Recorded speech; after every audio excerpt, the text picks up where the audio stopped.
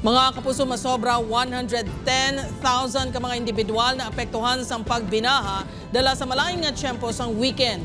Si Julius Bilacaol nakatuto.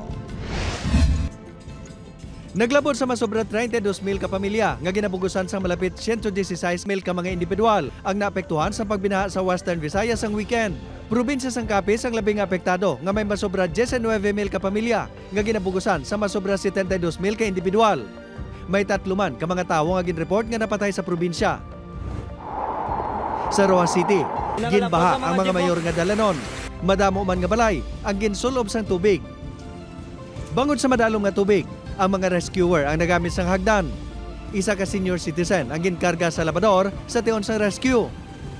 Masobra 1,000 ka pamilya nga ginabugusan sang 3,709 ka mga individual ang naapektuhan. Kahapon, ginpaidalom na sa state of calamity ang syudad. Ini kuno ang pinakamalalang ang pagbaha sa syudad. Sa diin almost sa tanan nga mga kabaranggayan, tanan nga kalsada, nabaan gid. Ginsakay ko sang ako nutod sang tricycle, hindi ko kalakat mo. Sa banwa sa Sigma padayon pa nga ginakayo ang narumpag nga bahin sang highway sa barangay Mianay. Mga motorsiklo kag tricycle ang anay ang ginapaagi dire.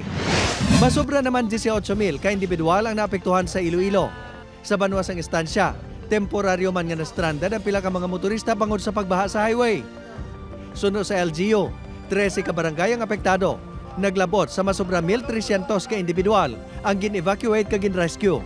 Isa man ka lalaki ang natrap sa balay sini nga narumpagan sang pader sang isa ka eskwelahan sa barangay Poblacion Zone 1. Ginbuligan ini sa pila ka mga residente agon ma-rescue kag madala sa ospital. Yara na kuno ini sa maayong nga kahimtangan. Halin siguro sa aton yung mga bukid, no? Kagahalin man siguro sa kay nag-high tide siya. Isa sa problema diri na sa amon siguro may ara kay ta sang diri sa do poor drainage system. Sa Balasan, Iloilo, may pagtaas man sang tubig ilabi na sa Dalanon. Gani ginpatigayon ang preemptive evacuation.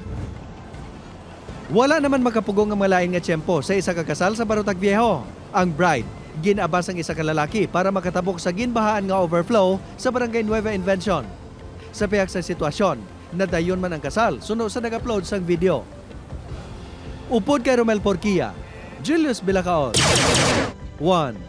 Western Visayas.